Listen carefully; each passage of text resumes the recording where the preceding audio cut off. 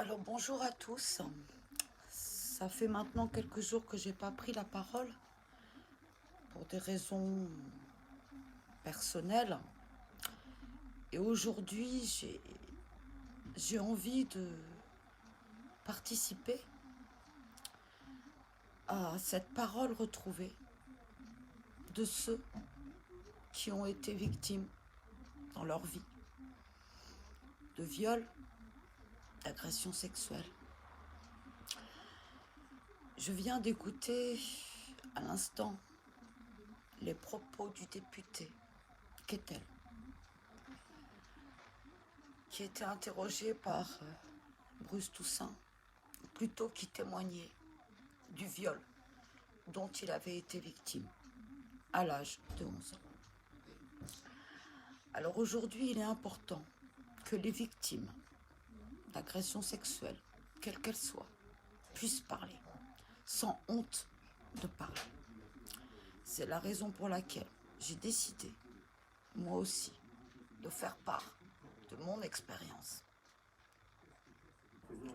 Peut-être que certains d'entre vous ne seront pas prêts à entendre, trouveront ça indécent.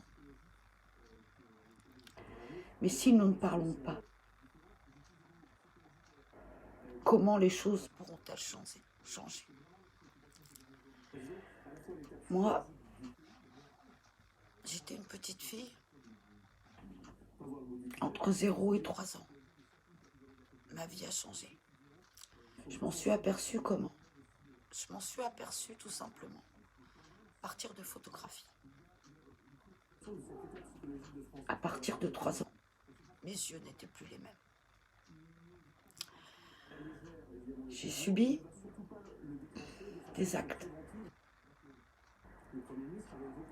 innommables qui ont mis à mal la plus grande partie de ma vie. J'étais petite, j'ai encore un blackout, bien que j'ai une excellente mémoire. Je ne m'en souviens pas, mais je sais. Mon rapport au corps a changé, mon rapport aux autres a changé. J'étais dans un autre monde. J'étais plus la petite fille que j'étais. J'ai grandi comme j'ai pu, avec une détestation de ce que j'étais. En tant que femme, en tant que petite fille, je ne supportais pas que quelqu'un, ne serait-ce quelqu'un de ma famille, pose la main sur moi, c'était impossible. Je ne supportais pas le toucher. À 11 ans, j'étais au collège. J'ai subi pendant 2 ans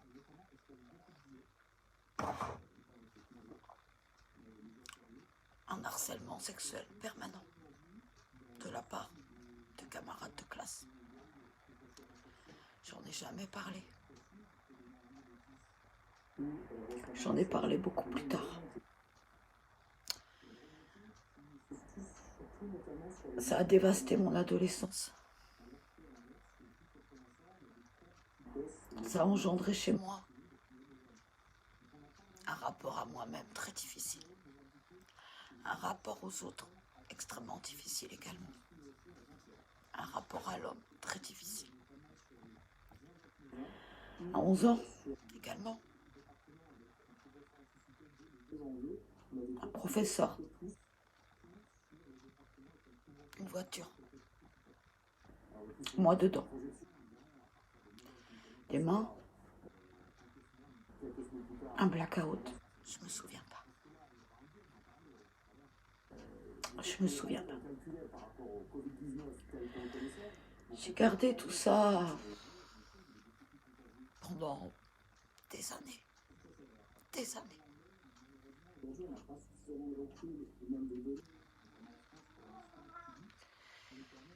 Ça a atteint à ma vie de femme, ma vie sociale, à ma vie sexuelle, à mon identité.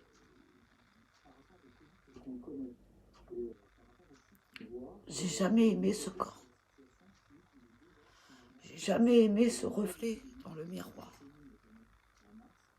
qui était le mien et que je ne voulais pas voir.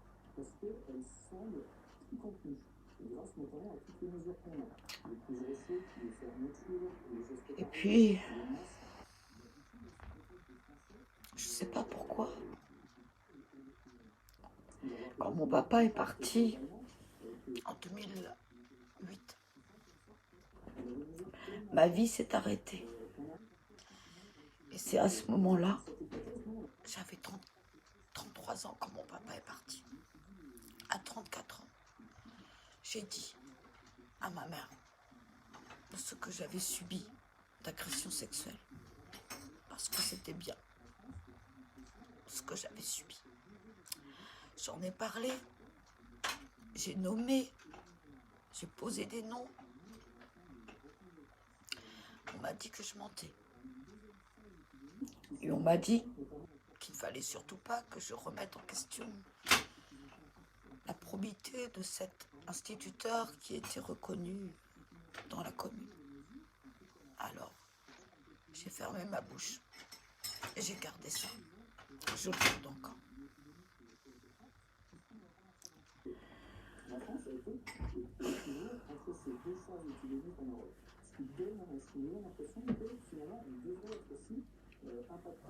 Le 13 juillet 2013, à nouveau,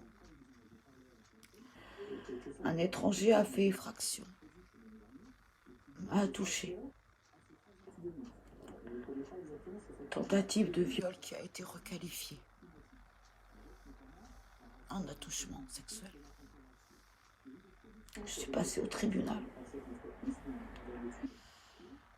La personne en question, pour une tentative de viol requalifiée en attouchement sexuel,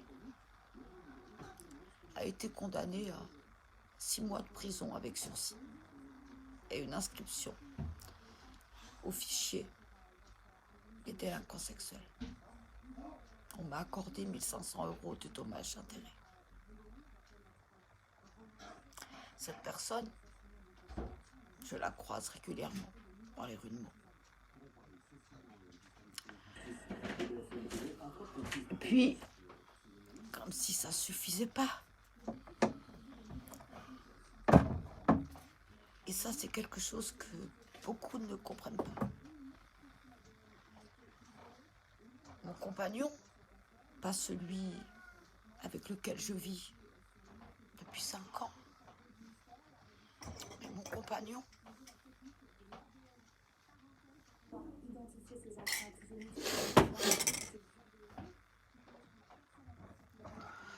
à plusieurs reprises,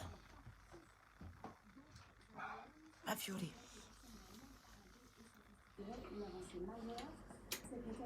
J'en ai jamais parlé. J'en ai parlé il y a peu de temps à mon compagnon actuel. Parce que moi-même, j'étais incapable d'accepter le fait d'avoir été victime d'un viol par mon compagnon. Mais c'est bien ce qui s'est passé. Aujourd'hui, je ne sais pas ce que je vais faire avec ça.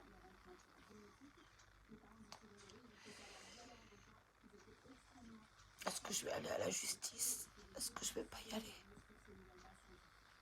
Je ne sais pas. Ce que je voulais dire, c'est que lorsqu'on subit ces choses-là, le sentiment de culpabilité s'inverse. C'est-à-dire que c'est la victime qui devient, qui porte la honte, qui porte le fardeau de la culpabilité, qui s'interroge sur ce qu'elle a pu faire ou ne pas faire pour que les faits se produisent. Et qui se demande pourquoi. Qu'est-ce qui, chez moi, a provoqué tout ça? Je ne sais pas.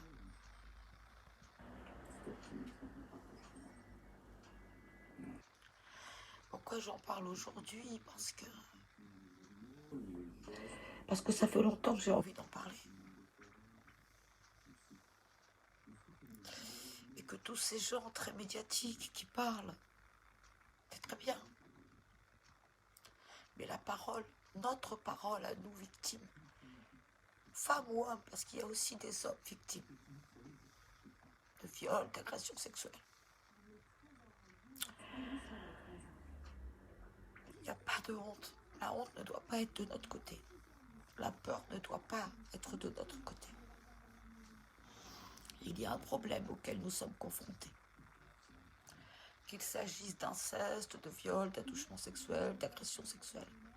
Nous sommes confrontés parfois à la difficulté d'être entendus par les forces de l'ordre. C'est difficile. C'est déjà difficile de parler. Mais quand face à vous, vous avez des gens qui ne sont pas forcément réceptifs. Et je me souviens, en 2013, lorsque j'ai été victime de cette agression, l'OPJ, qui était en charge de l'enquête, on était au mois de juillet, je revenais de chez le médecin,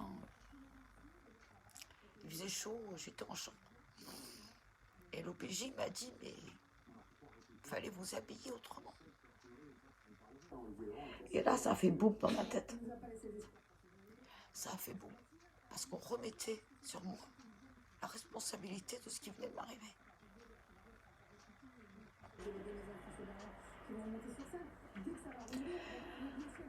C'est ce qui se passe souvent,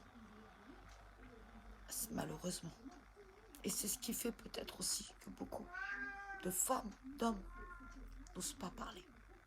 Parce qu'il y a la honte, parce qu'il y a la culpabilité, parce qu'il y a ce regard que les autres vont poser sur vous.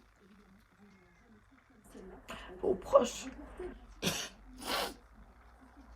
vos amis, et le regard même que vous posez sur vous-même.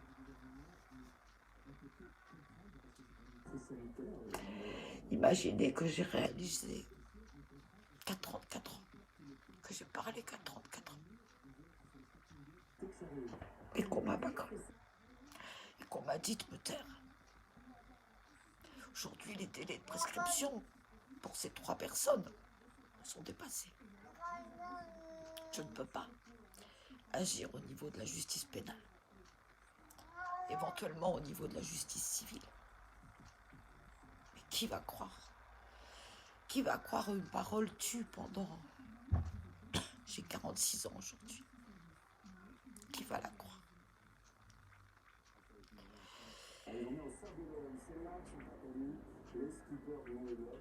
Quand vous avez été victime des actes qui font effraction dans votre intimité,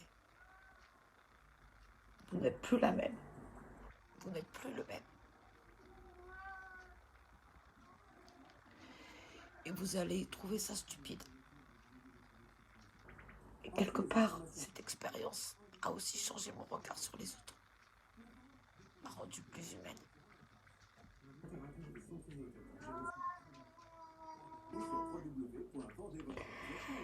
N'hésitez pas à parler.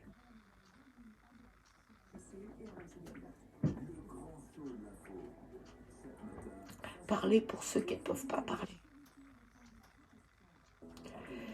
Il faut qu'il y ait de plus en plus de visages posés sur des faits, sur des actes. Je travaille au ministère de la Justice. Je sais comment la loi est appliquée et elle est mal appliquée.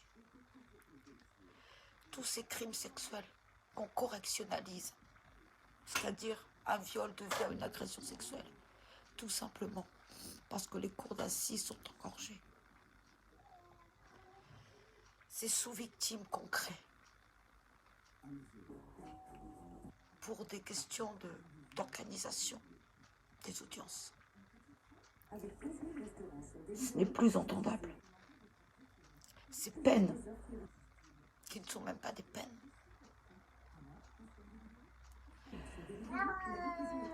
face à des circonstances atténuantes que l'on trouve chez l'auteur, parce que lui-même ayant été abusé ou lui-même, il n'y a pas de circonstances atténuantes à trouver.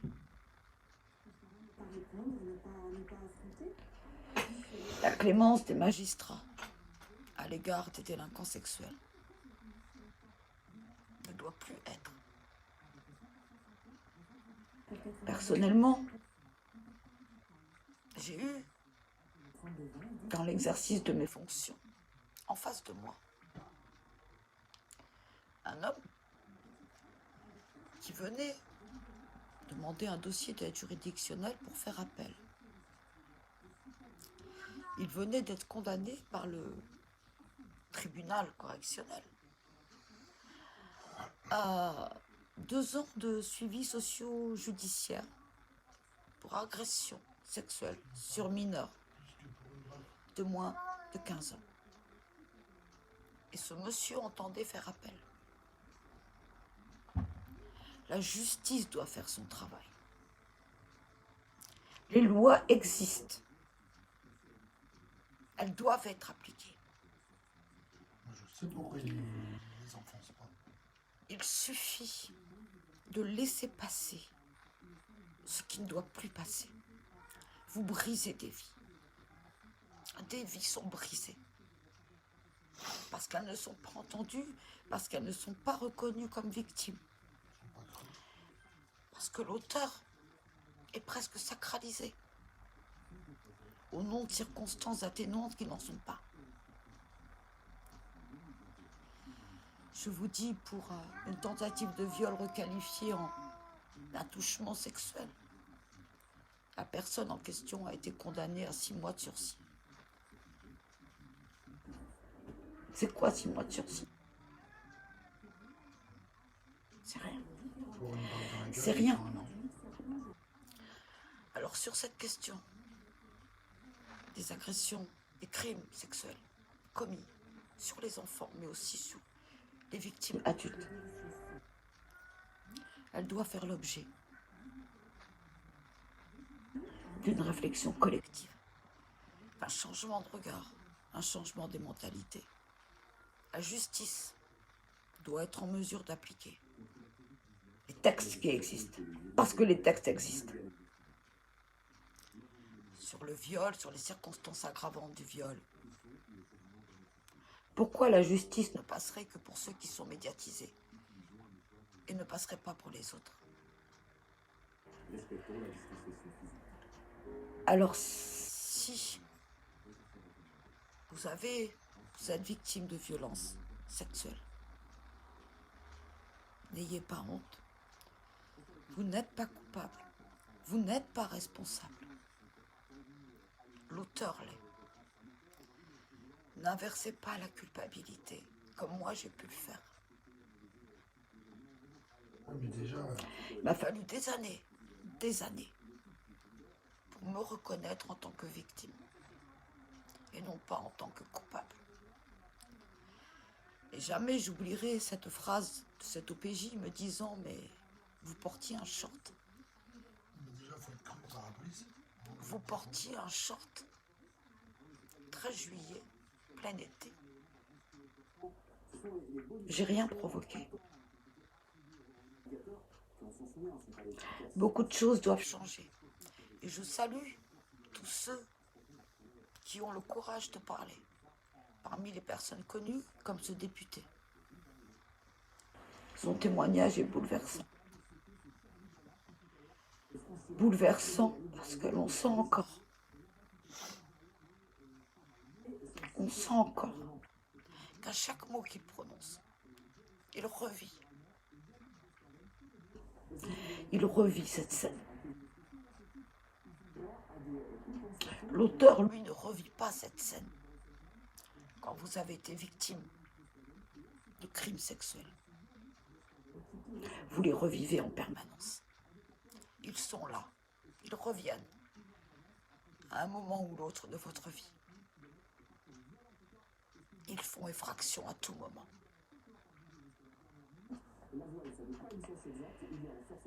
Si vous pouvez parler, parlez.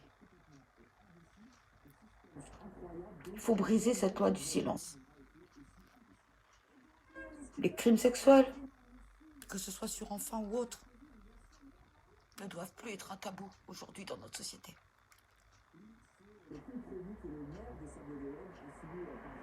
Les victimes doivent pouvoir être entendus sans être jugés. Nous avons les lois, nous avons les dispositifs. Il faut les appliquer, c'est tout.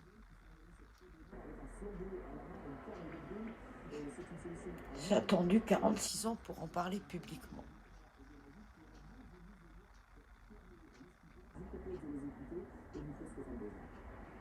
« 46 ans pour m'exposer dans mon intimité la plus intime. Je le fais délibérément parce que je suis une citoyenne lambda. Et que peut-être ça fait écho chez d'autres personnes qui ne parleront pas. Ceux des gens médiatiques qui parlent s'exposent, mais ont une protection que nous n'avons pas, nous, forcément. Alors, je n'attends absolument pas de pitié, c'est pas du tout le but. Je n'attends rien de ce que je viens de dire. Juste peut-être une prise de conscience, un mot aux victimes. Leur dire qu'elles ne sont pas responsables, elles ne sont pas coupables, que la culpabilité est de l'autre côté. Laissez-les parler. Que les forces de police, que les forces de gendarmerie les entendent en tant que victimes.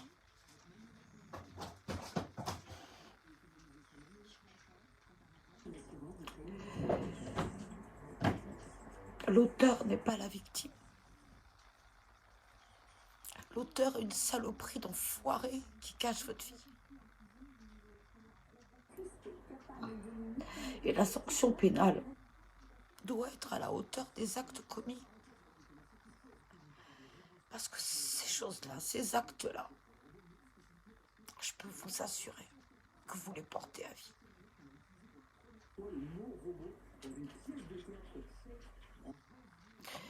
Vous les portez à vie. Et moi, j'en peux plus du silence. Je profite un petit peu de ces paroles pour y ajouter la mienne. Je sais que si ma famille écoute, ils vont être choqués que je parle. Et ce qu'ils n'ont pas voulu entendre, ce qu'ils n'ont pas voulu voir, moi aujourd'hui je le dis. Et je me fous bien de mettre à mal la réputation de telle ou telle personne. Est-ce qu'il s'est gêné, lui, ce professeur d'école, pour mettre à mal les années à venir d'une enfant? Et tu sais que pour eux, pour la justice, c'est plus facile de juger un braqueur ou un tueur. Alors voilà. Parce que je vais t'expliquer. Ma parole, elle vaut ce qu'elle vaut. C'est celle d'une personne lambda qui a expérimenté ou qui a eu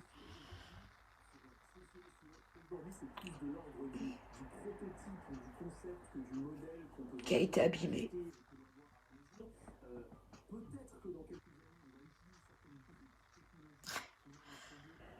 Qui l'est encore, mais qui parle. Pour tous ceux qui se taisent. Et je comprends. Je comprends. Que tellement de personnes se réfugient dans le silence. Je comprends. Que certaines personnes cloisonnent dans leur esprit ces moments-là. J'ai cloisonné pendant un certain temps. Et puis ça revient. Osez parler. Vous n'êtes pas les auteurs, vous n'êtes pas responsables.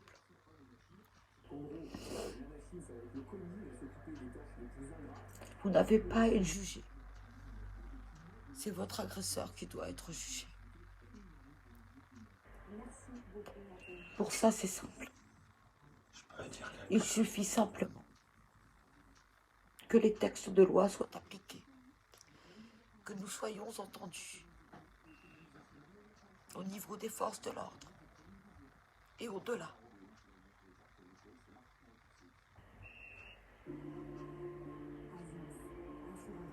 que vos proches portent sur vous un regard différent. Lorsque j'ai été agressée en 2013, excusez-moi, lorsque j'ai été agressée en 2013, j'étais aux urgences, j'ai appelé ma mère et mon frère pour les informer de ce qui m'arrivait. Ils revenaient de vacances le jour même. La parole de mon frère a été, mais tu es encore là pour nous gâcher notre retour de vacances.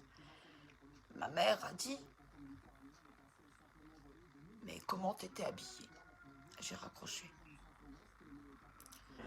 J'ai raccroché. Parce que eux m'érigeaient en tant qu'auteur responsable.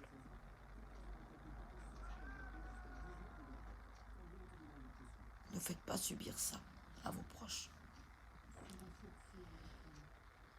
C'est le petit message que j'avais envie de faire passer aujourd'hui.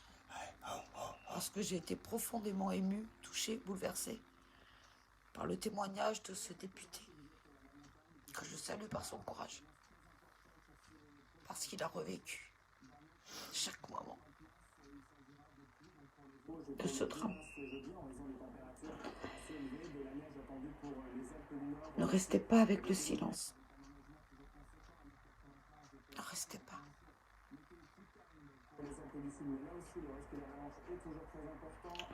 Voilà. Attends, j'ai un truc à te poser. Mon ami a une question à me poser. C'est des choses je parle. Il ne sait pas forcément ce dont je parle. J'ai pas forcément dit où. Mais, tu sais pourquoi moi j'ai eu la chance d'aller en prison. J'ai eu la chance de passer devant des juges, mais pas pour des trucs comme ça. Je vais t'expliquer pourquoi on juge plus un braqueur ou quelqu'un qui tue, pourquoi ils prennent plus cher qu'un violeur. Parce que la justice considère que c'est des gens dangereux. Ils se disent, il a braqué cette banque, il peut me braquer moi. Et les violeurs, ils sont considérés comme des gens qui ont une maladie. Effectivement, voilà. Effectivement. Et je l'ai expérimenté parce que j'ai vu des choses que... Effectivement, lorsque vous faites des études de droit, on tend à vous faire passer cette idée-là que moi, j'ai pas fait d'études de droit. S'il te plaît. On tente à vous faire passer cette vision des choses que l'auteur d'actes sexuels serait lui-même une victime qui reproduit ce qu'il a subi. On tend, dès que vous êtes en première, deuxième, troisième année de droit, on tend dans les facultés, dans les universités et au-delà, après, on tend à voir dans l'auteur d'agression sexuelle une victime. Mais la victime, c'est celle qui subit l'acte.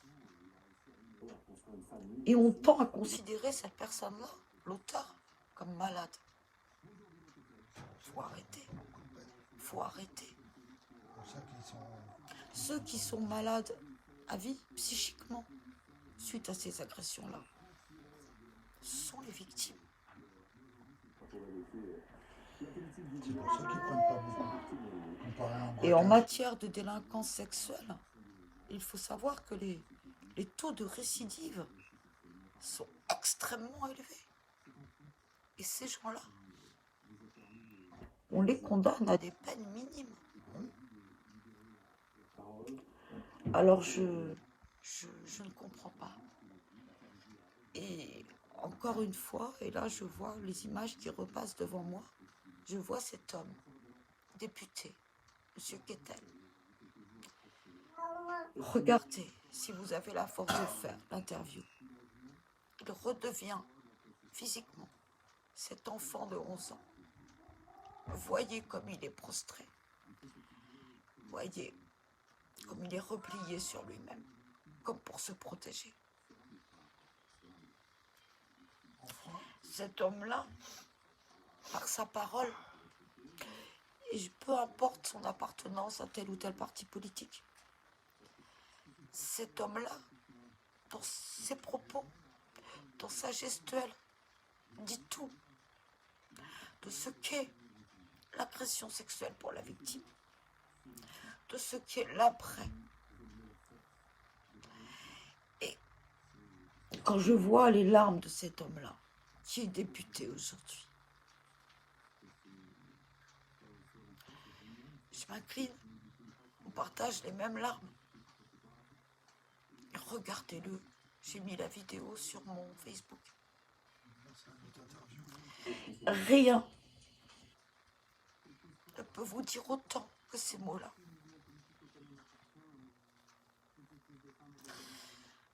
C'est un autre interview là. C'est en direct. C'est Monsieur Bruno Kettel. Mais en France, Regardez son interview. mais en France, les violeurs, ils sont moins condamnés. Remettez en question votre propre vision. Cassez le tabou des agressions sexuelles, des crimes sexuels. Et personnellement, si modification de la loi il doit y avoir, je suis pour l'imprescriptibilité des crimes sexuels, de manière générale. La parole intervient très souvent, très tardivement. Qu'on permette à ces victimes qui ne parlent que des années après, ou pour certaines qui ne parlent pas, qui ne parleront jamais, d'être entendues, même si ça fait 40 ans après. La douleur, elle est toujours là. Et la justice doit pouvoir prendre en compte cette douleur-là et sanctionner ceux qui sont à l'origine de cette douleur. C'est tout ce que j'avais envie de vous dire. Briser la loi du silence. Être victime d'agression sexuelle n'est pas de votre faute.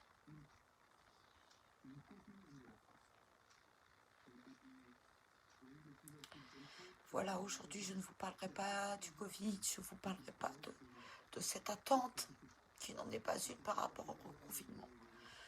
Je vous parle simplement en tant que personne, femme, enfant, entre 0 et 3 ans.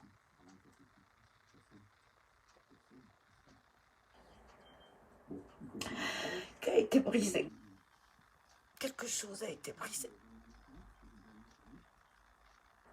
Que je ne retrouverai jamais.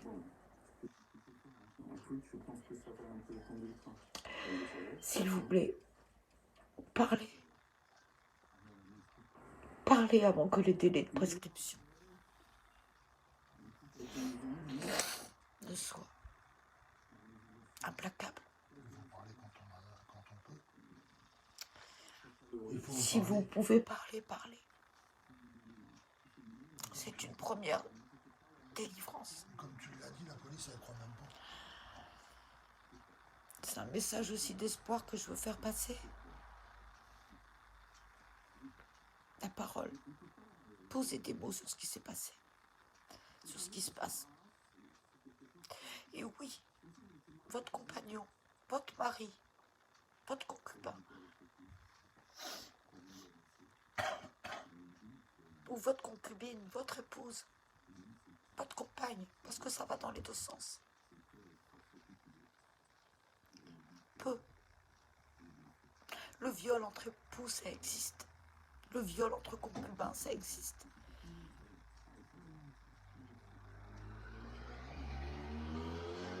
Brisons ce tabou. Nous tous, pas simplement les personnes qui sont médiatisées, mais nous tous, hommes, femmes, parlons. Parce que des hommes sont aussi abusés. On pense surtout que seules les femmes sont touchées. C'est faux. Les hommes aussi. Alors brisons cette chaîne de la culpabilité qu'on s'inflige et que notre société nous inflige. Mais comment tu vas en parler quand tu sais que personne... Brisons cette chaîne. Et peu importe, dit mon ami, pourquoi parler si personne t'écoute? La police, Mais elle te croit même pas déjà à la base. parler, c'est le premier pas vers l'apaisement, même si l'apaisement est... Boris Cyrulnik parlait de résilience. J'aimerais y croire à cette résilience. Vous porterez toujours des traces. Alors brisez cette loi. Que la culpabilité revienne aux auteurs et non pas aux victimes. C'était juste un témoignage.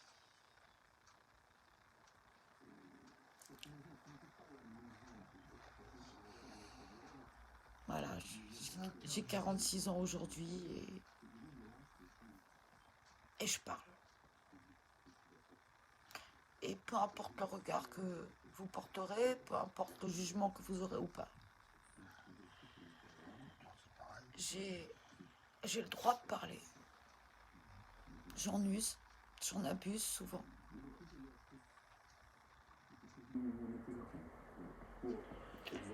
Que la justice applique les lois, que la justice applique des sanctions dignes de ce nom face aux auteurs d'agressions sexuelles. Que la justice fasse son travail. Nous n'avons pas besoin de lois supplémentaires.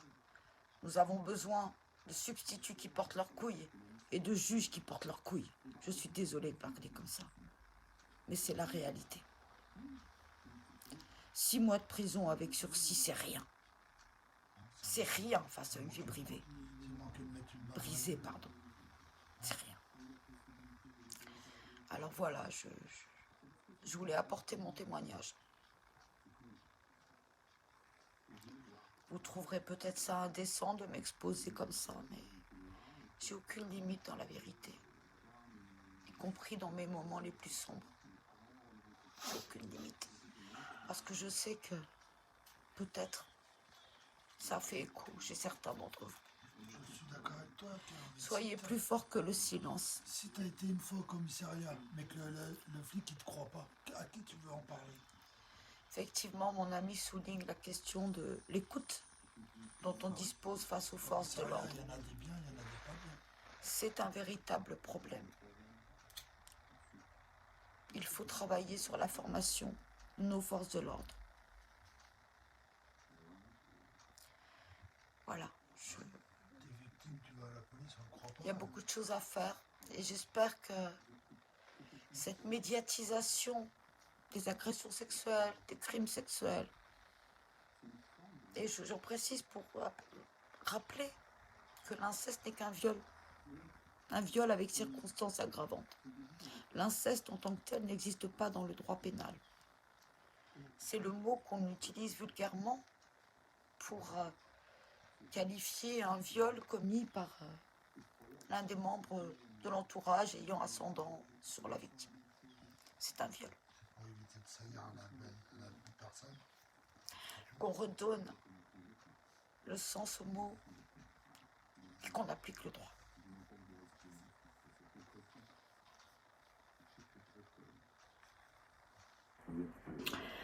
Je vous remercie, je suis désolée pour ce témoignage un petit peu intime.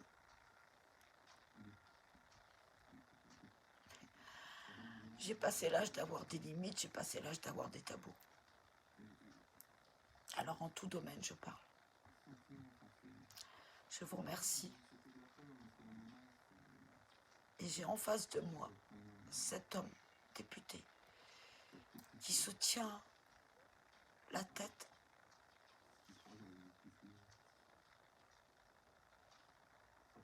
C'est terrible. Alors oui, brisons tous la chaîne du silence par rapport aux agressions sexuelles, par rapport aux crimes sexuels. C'est pas 2-3 témoignages médiatiques qui feront changer le cours des choses.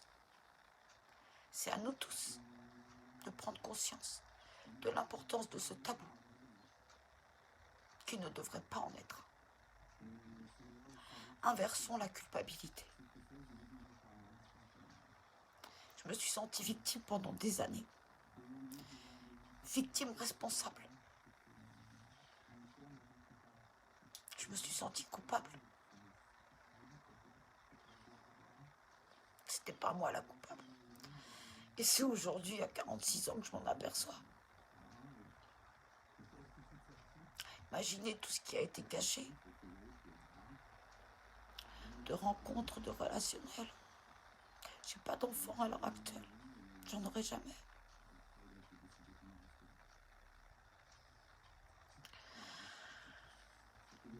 Brisez la loi du silence, s'il vous plaît. Il n'y a pas de loi du silence là-dedans. Brisez l'omerta qui entoure ce sujet. C'est pas une loi du silence, c'est parce que les gens ils veulent pas salir leur nom. C'est tout. Ils y croient pas. Donc j'irai pas plus loin parce que c'est difficile. Mais je tenais à témoigner. Pour ceux qui n'oseront pas dire moi aussi. Et qui n'oseront pas mettre un visage sur des actes.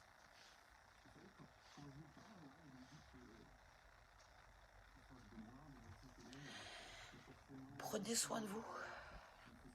Soyez solidaires les uns des autres. Ne jugez pas l'autre. Changez de regard. En ces temps que nous vivons, redevenez humains. Redevenons humains. Brisons les silences, tous les silences. Le silence tue. Tuons le silence. Merci beaucoup. Excellente journée à vous. Appliquez les gestes barrières. Portez le masque. Soyez prudents. Je vous remercie.